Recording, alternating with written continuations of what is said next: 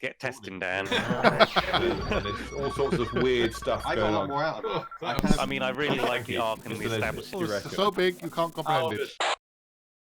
I can guess what the first. Who doesn't? I know. I kind of get what Sam's feelings are, but I just want to say my piece. So I'm going to start on a kind of positive note. Yeah. Okay? I mean, there's an incredible amount of vitriol and disappointment out there, and I kind of get why it is. But for me, I think it was perfect because it didn't conform to expectations, which you wouldn't expect Jed Mercurio to do anyway. And it left it kind of open for potentially another season or a spin-off. I don't know where it's going to go, but it kind of didn't answer all the questions, which I think, good. We don't quite know. We haven't got an H yet. We've got, matey boy, useless Buckles. tosser. Yeah. But there's still a question mark hanging over the chief constable, the head honcho. And I quite like that. And I think that means they probably are going to do another season. I just don't see them not wrapping it up. I'd be disappointed if they don't do something else on the back of that. But yeah, I just thought, after all the kind of excitement of the previous things, there's nowhere to go really. You couldn't really ramp that up even more because you've already kind of taken it to the limit. I mean, I was expecting, at least one more firefight, maybe. Yeah. But wasn't particularly bothered that there wasn't. So I think it was just a kind of natural fade out for the season, or even I don't know. It's going to be the end. That's the last one they ever do. But I wasn't too worried. I mean, how do you end something? I mean, it's about Vikings. How do you end something like that when you've had all these kind of highs and lows and ups and downs? How do you wrap it up? It's going to be. It's very difficult to wrap it up with another high because you've already had lows. Do you know what I mean? Yeah, no, I agree with. No, because on balance, I mean, it wasn't the ending that everyone wanted. Everyone wanted to feel like this great hurrah moment, like there was a big bang. But with everything that's gone on, little bits wrapping up, all the loose ends seeming to come, being tied up. It was just, I think, it was almost like in the world that Jed has created, it made sense that it could be Buckles, and he was literally just incompetent. And there was just a lot of other things going on around him that just coerced all these different events to happen and seemed like this massive sprawling web. And I think that's just a testament to his writing capabilities, that this massive web felt like there should be some massive spider on the top, but no, it's just little interactions here and there. And that's obviously what was such a good part of Line of Duty's writing all the way through the series. Is this thing keeps coming back, this thing's tied into that other bit, and so on and so forth. But it just feels disappointing. It's just I because there's that question mark still, it still feels like there's just that little bit more. You're like, I just want, ugh. I really like the season. Well, I mean, if what I keep on saying to you guys and everyone else, that when Vicky McClure did her interview a couple of years ago before they shot this series, she said that there was going to be 2. I really hope there is, because I just feel like another series would really round out some of the little niggles, but we'll see. Okay, Dan. I thought it was great. I thought it was a very. When the credits rolled, I was like, cool. All right, that's that. I mean, I think there's going to be another series for sure. I think there will be, because I don't see how they can end it like that. But I felt like this series, I was like, okay, this series is done. Everyone's in a place where they're not it's not like a everyone's kind of just gonna move on with what we know is gonna happen. There's no kind of looming threat other than the sort of question mark of but it's not super in your face or sinister or anything. It's just okay, well, everything's just take a breather and just that's the end of that. But I really liked all the little tender little character moments where Ted has his not confrontation, but he sits down with Steve and Kate and is like, right, here's what happened. I've done goofed. I feel terrible about it because I got a guy killed, and he's like, I mean, you know, the thing where he's the son of a woman he cares about, which obviously we kind of knew about. Steve and Kate at the end just finally like getting down the pub and being like, oh, clink, that was a fucking time. It was really nice. Yeah, I think the Buckles reveal, again, like Elliot was saying, kind of makes sense, because either I saw it in the way that he just plays the idiot. He's not actually a dumbass. He's just like, oh me, Buckles, yeah, no one suspects me because I'm an idiot. But when he's like, there's that kind point... of fracturing thing makes sense. That yeah. It was all there was a kind of one spider in the web, but now it's all kind of lots of little kind of things. But like the way in the interview he's like, no comment, and there's a point where he just goes, all right, bugger it. Yeah, you got me. You fucking idiots. Like, I was right under your nose. And he's just like, nah. Yeah, his ego just comes to the fore. He's like, oh, don't call me an idiot. I feel like he actually, like, he reveals who actually is at that point, where he's like, yeah, no, I knew what I was doing all along. You guys I was just playing you all for mugs. And then obviously Ted being like, no one makes mugs of AC-12, you bastard, you wee little shite. Yeah, I thought it was fine. I thought it rounded everything off nicely. There was some good, like I said, some good character moments. Buckles' reveal was unexpected, and that's what Jed does. So the fact that I like whispered to you like a couple of weeks ago, Dan, I was like, wouldn't it be funny if Buckles was 8? And then, and then we get this. Like, it just maybe that's what took off a little bit the edge for me, because I just thought this ridiculous scenario, it never happened, and then it's like, oh. I think that's why I liked it, because no one in the show or no one watching the show would have ever suspected it. That's why they're like, no way, he was right under our noses. No way, it's Buckles. Everyone's like, yeah, it is. For context, my notes for this week were Buckles ? Exclamation mark, and then below that is Buckles, full stop.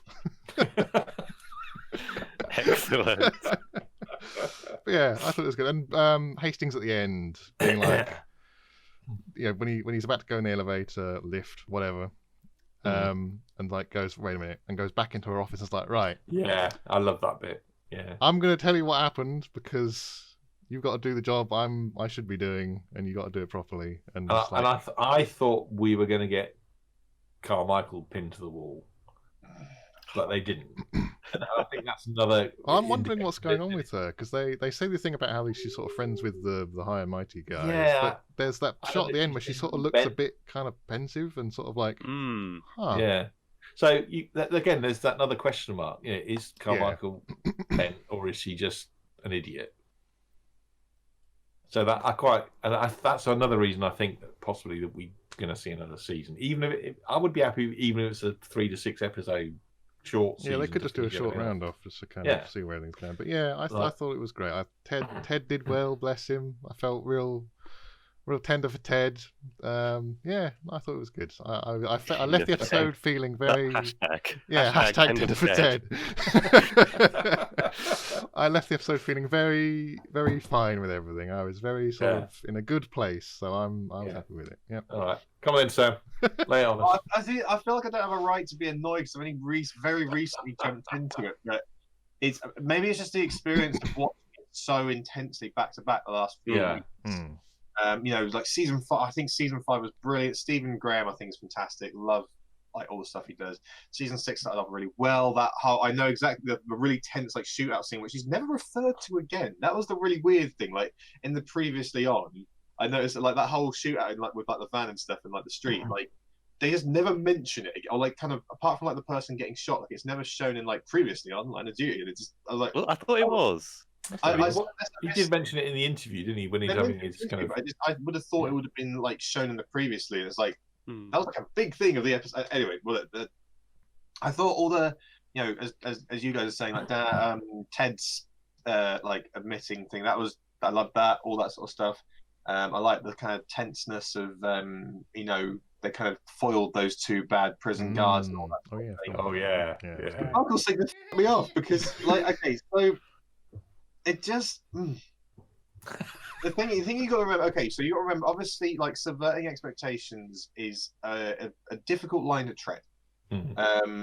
There's the Ryan Johnson school of subverting expectations, which we won't talk about. We won't talk about. I mean, I like Last Jedi, but some of it's like, come on, you're just doing that to be, and it just. I think the thing is, you have to remember that despite you're still escapism. It's based on reality. You still have a certain level of escapism. Like we naturally want, a big reveal. We naturally want a satisfying conclusion. And if you don't have that, you're just left feeling kind of like you just had a disappointing meal. And it was like that. And the thing is, Buckles, like even in the interview, he kind of dropped the act, but not fully. Like he just still seemed a bit like he's just a boring character. Sorry, you got. He's just fine. I saw a lot. It's fine. Don't worry about it. And what was it? That's right. I described it as like the episode ended like a soggy Poundland firework, and it just kind of. But so the one thing that's I don't know if they did this partly because of COVID. I think, like for instance, Osborn should have been H. Like he was much better positioned to be H. That would have been really satisfying because they already had Buckles in the prison anyway. So it's like you're just gonna imprison him more. Like he's already in prison. I don't know. It just I see him as being one of the main four. But I kind of get the feeling, and I've just seen an article which says that another series is on the cards, in which case I will be a lot happier with this. If this was the last ever episode, not happy. I see that. If this is like a precursor to the final thing, great. Because the thing is, I don't know if Neil or Dan, you saw I posted in Last Exit to Nowhere. One of the bloody people in it, who's not really in it, but kind of, James Nesbitt is in it. But he's in it in 2 photos. Exactly, the subversion. I love Look at this big actor. That's what I was hoping for. Attention, and then everyone just goes, "Oh, okay." But it just kind of felt like I would laugh if he never appears in it, but only in those 2 photos. I think you should. That's the way you should do it. You should divert the audience attention by what the audience is going to react to, by being like, "Look, here's someone you know, a face you recognise. Look at this. Don't pay attention to this person over here." So watch his hand over here. Yeah, exactly. His character wasn't actually killed with a lookalike. Because they kind of just underplayed, because every time there's a major character death, know it's a major character death. No one's really come back from the dead yet. That's one of the things I like about this, is no one come. If you're dead, you're dead. That's cool. But the thing is, every time there's been a major character death, it's been really clear it's a character death. And with the death of, what was his character name? I can't remember his bloody name now. James Nesbitt's character. James Nesbitt's character will do. James Nesbitt's character, yes. Mr. The Nesbitt. death of that was kind of just sort of off. You kind of saw like a little bit of that body cam footage, but it wasn't totally obvious it was him. So I suspect that he would be in season 7 if they're going to do. They did say they ID'd him, but they didn't say if that was like dental records. You can fake dental records. That's what I mean. And also, you never know who's been in Line of Duty. They were forging all sorts of stuff. Like, for instance, in season 3 or whatever, Doc Cotton was like forging Steve Arnott's like signing out of weapons and Kate being on the roster. So the IDing thing, I don't see how they couldn't. I hope they just like got him in for 2 photos and they never had him series. I hope they do that because it would be so geniusly. The problem would be is that if he does come back, there's some kind of implication that there could be corruption within the Spanish task force, and then it becomes like this international thing. And what is it going to become then? Like some kind of spy movie? I think we're likely to see a spin-off at some point. I think the AC-12 story is going to wrap up in series 7 if they do it. Like that needs, because it's kind of already on the cut, because it's said at the end like AC-12's like the weakest it's ever been in terms of power. I think it would be like one final hurrah, because it's just like final pieces of the puzzle. There's just a few little loose ends. Yeah, because like Elliot mentioned before, to see something like Ted, and his team go rogue in the final kind of struggle or something like that, something really kind of with a real threat level to it, would be interesting. And I think where I'd like to see them go. I think we need to see a death of one of the main 3. I think in the final season you're going to have to. I mean, I did think they were going to do that with Kate, or at least remove her from the story to up stakes, and then of course they didn't. So yeah, I think that'd be a direction they could definitely take. I think the penultimate episode of Series 7, we would see the death of Ted. I think Ted though. Yeah, Ted kind of almost. I don't want him to. I want He'd do like the elder passing the torch thing. Like, right, guys, I'm out. You've now got to like keep the flame burning, as he says. The hero we need. And he'd be like, because you expect that to happen. it'll be one of the younger two. It'll be Steve, yeah. Yeah, it'll be Steve or something to his back that causes the problem. You kind of need, with the subverting expectations, you can do that, but it becomes crap if it's just unsatisfying. And like, as most writers should be able to kind of sit back and think of it as an audience and go, okay, we've done this, I didn't expect that, but it's still got a satisfying ending. And there's some shows and films that do that really well. The Office US actually has a really satisfying ending. And actually, sometimes when you come to the final episode, there's a real fine balance. It's actually very difficult to do, and unfortunately, Line of Duty is a victim of its own success. I think at this point, and it runs the risk of no matter what it does, like annoying people. That's kind of like what happened with I Game think of all I would Thrones, say, which to is- just touch on that, I think with Line of Duty, all the subverting of expectations is only a recontextualization of the facts you already know. It's not like this great, like, revelation where it's like, actually, like JoJo's, bizarre journey, where suddenly they say, no, this thing isn't the truth, and then we're going to dump a load of exposition of stuff that's happened in the past that you didn't know about, just so that this plot contrivance makes sense. Yeah. Whereas at least with Line of Duty, it's like, oh, I didn't expect that because X, Y, and Z happened, but A, B, and C from further back actually happens, and that also makes sense. Yeah. I think really the only final point I have is like that big reveal of who it is. I was like, well, that's just Ian Buckles, isn't he? He's the only like main guy. It revealed nothing to me because they already had him in prison. I think that's the thing. Yeah. Like, again, I know I think that's deliberately opaque because they still haven't got to the real. No, I think if there was another series, it would make sense for it to be Steve's old boss from the first series and that team that he got, buggered in. It would make sense to loop that whole thing. That's a very Jed thing to do, looping it back round to the start. Being like, oh, it's Osborn, because... I think Osborn never showed up in person. I think it was COVID reasons, probably. Like, he was always on the TV, and I kind of thought we were going to see him finally. Because actually, I don't think we've seen him in, like, one episode since season 1. Like, he's kind of... Yeah. He's kind of hovering around. So I think you're right. Like, we just need to... I think Series 7... would very much be closing the loop on Osborn. And don't forget, there's that blonde commissioner woman. I can't remember. Oh, she's like the... Oh, yeah. Like, there's something off about her. And then the lawyer guy who seems to be okay, but we don't quite... Yeah, that's exactly what I was going to say. Like, there's somebody much higher up than Buckles that are pulling some strings here, because we know of, like, other people that are much higher than Ted that are having their, like, cages rattled and, like, I can't do this, I can't help you here. Other forces are at play, which I think, again, it made the Buckles revelation feel a bit to me like the Agnes thing in WandaVision. I was just like, it's a bit too late. Like, don't say that. You need a little bit more, like, ramp up time. It's fine if you want to do that. Just give me a little bit more build rather than just going dump.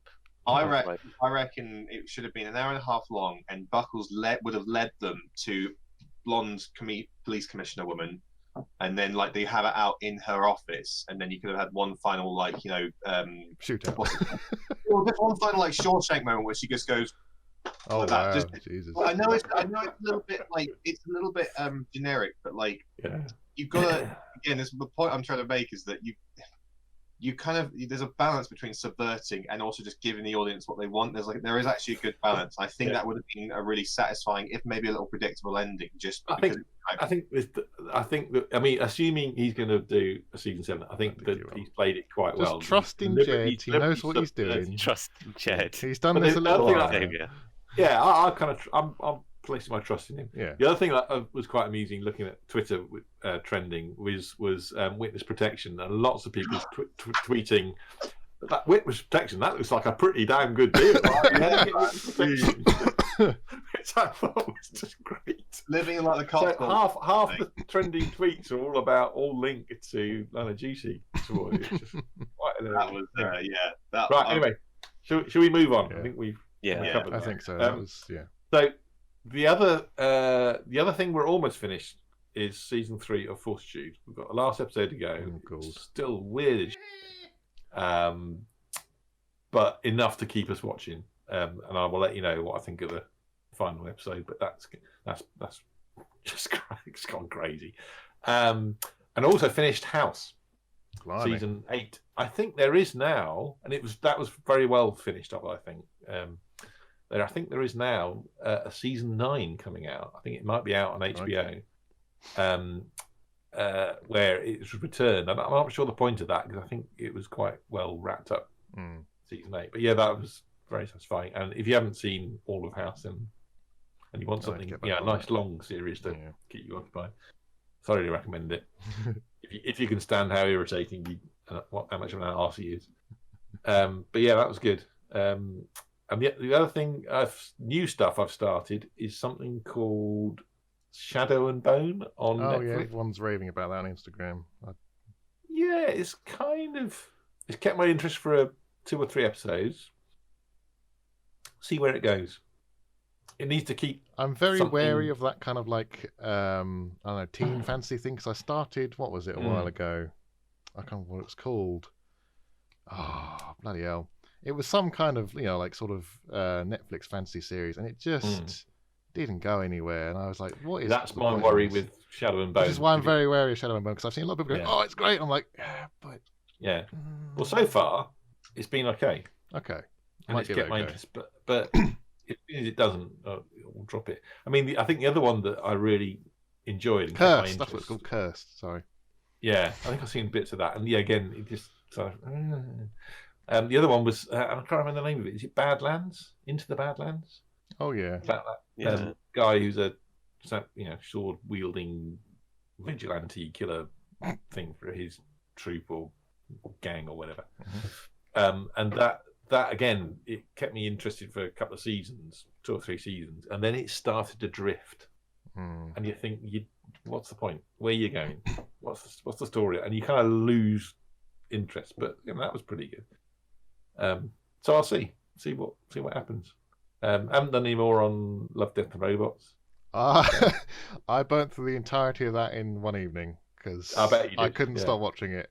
Yeah, I'd seen bits and pieces of it before. I think I'd seen a couple of the short films in it, but I'd never sat down and watched it on Netflix. And I started watching it at 8 o'clock on Thursday, and then finished it by midnight. I was just like, "Yep, this is good. Keep going. Yeah, more, please." Yeah, man. Being an ex-computer animation major, the rendering on that show, some of those short films are beautifully rendered. Oh my god! Like the first one, the first shot, the first film is just gorgeous. Remind me what that was? For me, it's the 3 robots. I've looked up recently about this. Apparently, the first one is the Brawl Monster one, but for me, that was like episode 3. Oh yeah, no, that was the first one I think I watched. Yeah, because the one I was very impressed with was the one where the girl witnesses the murder. Oh yeah. And it was done almost like a kind of filming. I mean, it's quite the style of that was weird because it looked like it had been shot on film but had like a cel shade overlay. Yeah, I don't know how they did it. It was very, very weird looking. Looked amazing style. But yeah, it reminded me a bit of Ghost in the Shell as well. That kind of little bit, the sort of cyberpunk kind of thing. There was a lot of cyberpunk influence. Especially my favorite one was the Brawl Monster one. I thought that one was great. Oh yeah, I don't know if I've seen that one. It's in land and they're all cockneys. Nah, don't think I've seen that. No. But it's the sort of 2 monsters fighting arena. You can't really miss it. It's pretty in your face. But that one was really good. That was really fun. I really enjoyed the sort of, again, the rendering on it was beautiful, and I really liked the story sort of spin at the end. Some good stuff in there. There's some nice little references because there's one with an astronaut and she references LV-426, which is the planet from Alien. Oh, she's like, "Oh, I'm just above LV-46." It's like, "Oh, okay," and it's like, but nothing comes of it. It's just like a little thing of like, "Oh, I'm at this point in space." It's like, "Oh, you're get away from that place, mate." There's some very interesting stuff in terms of storytelling, animation styles. Because the one I've just watched is the one where they kind of go through this kind of portal gate, and it goes wrong. And they end up in this kind of that's my favourite episode. I love that. Beyond the Aquila Rift. It's done in 3D and it's 3D animated, but it looks like a kind of quite a high level game sort of level rendering. Really impressive. But again, it's that was very interesting, very well done. I don't know if you'll see it next yet, Neil, but there's one. I like a good visceral werewolf dealie. Who doesn't? A good bit of underworld. None of this Twilight bull. When they transform, it's not just like a CG morph. It's like they have to go through a bit of an excruciating sort of time to transform. There's a really good like werewolf soldier thing. There's it's like American grunts in the Middle East or whatever it is. Yeah. But they have like special werewolf units. It sounds stupid as hell, but I think it's really well done. I really like it's very Good Hunting. I've got the episode list up. Good Hunting is a really good episode. It's really good. Again, beautifully rendered, but it's gory as hell. But it's really just got that good visceral werewolf goodness, which I was like, yes, please. The one about the vampire hunters is pretty good as well. Quite funny. Oh, I don't remember that one. What was that one? It's more of a cartoon kind of style. The one in like the tomb. They revived Dracula or whatever it is. Yeah, that was pretty funny. I don't remember that one. Sucker of Souls. Yeah, I might have to go back and watch that. That's quite funny. Lucky 13's really good. I thought that was really kind of it sort of almost humanizes the plane the woman drives. That's really good. I really like the sort of that develops. And the last one for me, because it's the weird thing about Netflix. Sometimes it throws things out of order. The last one for me was Zima Blue, which very reminiscent of the Aeon Flux animations. Lots of like long legs and quite stylized sort of shapes. That was quite cool. Because that episode is a short story that's written by the same guy that did the Beyond the Aquila Rift, the one with the teleportation gate thingy. Oh, right.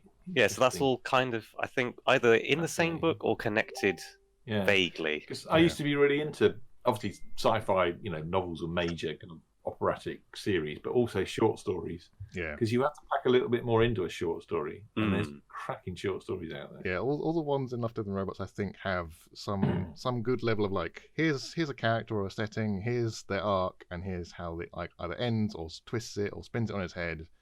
All of them are very, very nicely done, and all very, really nice to look at. Sam, if you haven't, I know you're not major on the animation, but if you haven't seen it, it's worth a go. They're all like 15 minutes? Yeah, they're 20 pretty minutes short. Maybe they're pretty short. 16, 7, 10. It seems like 10 minutes is like the average. They vary, which is why I got through it in an evening, because it's it's not like it's not a massive time commitment, but it's there's some really, really fascinating stuff in there. Some really cool stuff, some really kind of interesting and sort of thought-provoking stuff as well. A good mix of, good stuff, action and whatnot with. Like Sunny's Edge, I would pay to see a film. Sunny's Edge is. It might not be awesome. like the most engaging film in the world in terms of like complexity of thinking, but it was really good. Yeah. And like the twist is great. I love the twist, and it's just there's also I feel like the universe they establish in that, however long it is just fascinating. 17 minutes. 17 minutes, very good. Really good. It's very obviously cyberpunk, which is I love a bit of cyberpunk.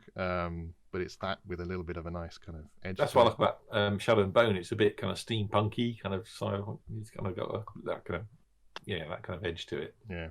So I burnt through that this week, and that was right. That was I better catch up then. And then once I finish Fortitude, no excuse.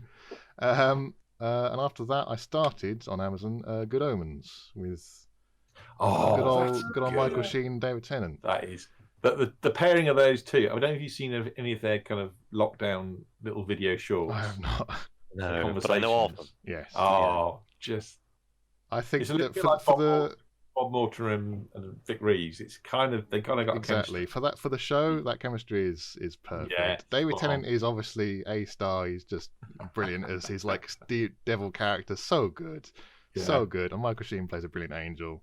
And the two bouncing off each other is great. I'm only 2 episodes in, but it's great. It's so funny. Yeah. Some of the dialogue is just hilarious. Like the get thee behind me, after you thing, where he lets he's talking to David Tennant about how demons, bloody demons is a horrible lot, and he sort of starts spouting like Bible stuff at him, and then they go into his bookshop and he goes, after you, sir. It's like so good. It's such a good line. It's in the trailer. It's fantastic. But it's Well, Sid, who's a massive Terry Pratchett fan. Yeah, exactly. That's another thing. It's Terry Pratchett. Really liked it. Really enjoyed it. How many episodes are there? 6, 8, something like that. It's not very long. It's not very long. Okay, I might. The episodes are about an hour long each, but there's not many. But it's very funny. There's some really good, obviously Pratchett style dialogue. Not that I could see, but I don't know. They might be coming out soon. Yeah. But yeah, really good fun. The playoff between the two main actors is just brilliant. Yeah, it's also it's a very Pratchett storyline as well of like trying to stop the end of the world because they buggered up the delivery of the Antichrist sort of thing. It's very funny. It's very good. It's hilarious. to give that a watch. It We was a do genius. need a couple of series that we're all watching. Yeah. Oh well. Fingers being raised. May the 4th be with you. Mm. What's coming out tomorrow? The Bad Batch. Is it? Is it? Yes. Oh, Oh, wow. it is. I can't believe no one knew. Dude, Line of Duty has consumed my life for the past however long. That's all I need. Jed is life. But that being said, speaking of Line of Duty, did you catch the trailer for HMS Vigil at the end? Yes. Yes. That looks cool, and it's got Well, Steve in it. And it's got Steve-O in it. Exactly. In his normal voice. I know he's actually talking in his actual Scottish accent. accent. I know. Oh, so Yeah, that, Martin Compton is that looks great. That looks pretty good. It's by the people who did Line of Duty. When does it start? No idea. Oh, But it looks cool. I like the concept of it. You know, being a murder on a submarine. That sounds Yeah, and Oh. it's Jed, so exactly. So Yeah. I mean, have you seen any of you seen the other Jed series, the one about the bodyguard? Have you seen that? I haven't seen The Bodyguard. No. That's very good. Okay. That's also very Oh, good. the one with What's his face from Game of Thrones? Rob Stark. That's Oh, that was Yeah. okay. Right. Yeah. That's very good. It's a lot shorter than Line of Duty, but it's very good. But the actress in the sub one is the same one from what's that series she did about family in Crete? God knows. It's going to drive me crackers now. That series is very good. If I can remember the name of it by the end of this session, I will. But she's great. She's really good. So yeah. Well, The Durrells, that's it.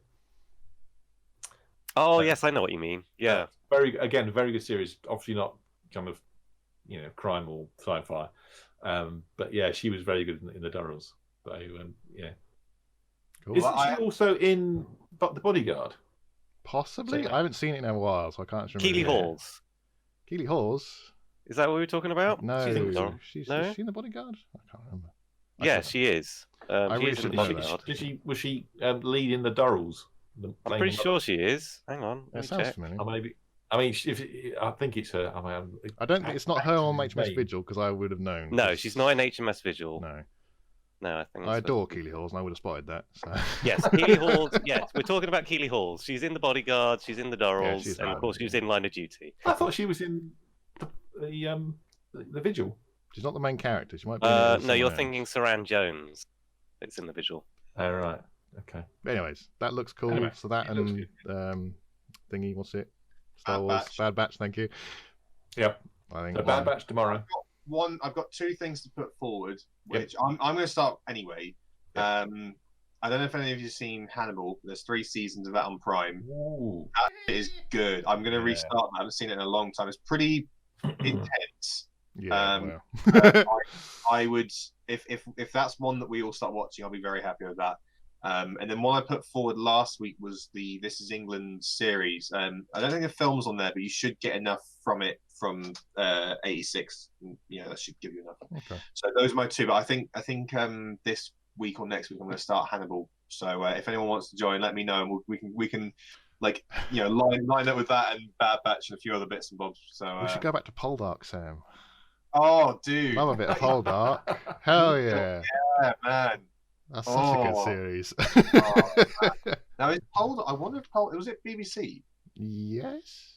Let me see if it's I all wanna right. say Because yes. I mean, I have all of them, so it doesn't really matter to me. But... we're gonna have to get a little list. But yes, if anyone's up, if Neil, if you're up for starting, if any of you guys are up for starting Hannibal, please let me I know. might actually have a look at that because that I mean the original films with good old Anthony Hopkins really interested me, and that it does its own. It definitely takes. There's one scene that there's one episode that takes very strong inspiration from one of the films, which is really cool. But like Mads Mikkelsen, who is absolutely one of my main. I love it. Love a bit of Mads. Fantastic. He is to me now on an equal level with Anthony Hopkins as Hannibal. Like they are. Yeah. So I would strongly recommend if we can get in a few episodes of Hannibal this week on Prime, I will be a happy Sam. Looking to see if Poldark's all on. I don't think it is. I don't think it's all on iPlayer, but it might be scattered about Shit. the nether. No, it's somewhere. not all on iPlayer. If we can find where to watch it, because I do need some Ross Poldark in my. Ross Poldark. And we can all swear at whatever his name was. George. Oh, bloody Bloody yeah. George. Bastard. just showing no humanity whatsoever for any reason, and we can all be in love with the Melzer again and Ross. So. The Melzer. Oh. Oh man, yes, Right. Ross just sort of Shirtless trimming sizing. Oh. Oof. Oh, now hang on. How many? Okay, on Netflix. It's got 5 seasons on Netflix. Really? I think that's all the series. Yeah. Poldark. Poldark. That might be all of it, actually. It's Let me have like, as someone who doesn't really watch period dramas because they're boring, Poldark is perfect. It's exquisite. It's such a good series. There's like a good mix of just, oh lord, with like shooty bang bangs and people getting punched in the face and slapped and stuff. It's so good.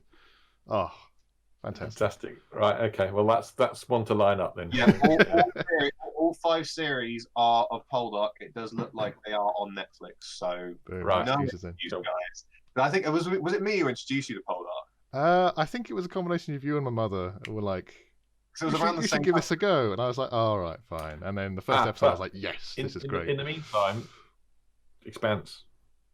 I haven't Young finished Sam. it. Haha. Yeah, Gotta catch up. I'll watch it. I'll watch it in between. But I'm more interested in Bad Batch, Bodyguard. Oh, and yeah. getting Yeah, everyone- Bodyguard's quite short. I think it's only episodes long, but it's it's very good. It's very Jed. So Yeah, I'll watch that, and but get on hand. And if someone can find out for next week when we can expect the vigil. yes, No release date announced as of yet. okay. Keep It an eye out also for that. it does sound like a Line of Duty Series 7 announcement is likely. Yeah, I'm I think looking. so. There's Twitter buzz, and I've just seen a tweet that says someone just got cast in it. Whether that's true or not, I don't know. But I'm seeing a number of articles now. I think so, it's likely. I don't think the series ended in a way that felt final enough to be like, this is the No, end of Line of we Duty. need one more. With like an hour and a half last episode. Perfect. That's what we need. We trust in Jed. In Jed, we Someone- trust. When someone dies, Yes. we actually kind of need that. We need the death of characters. Yep. Shall we leave it there? I think so. Yeah. Yeah. Cool. Right. Until next time. See you next week. Yeah. All right then.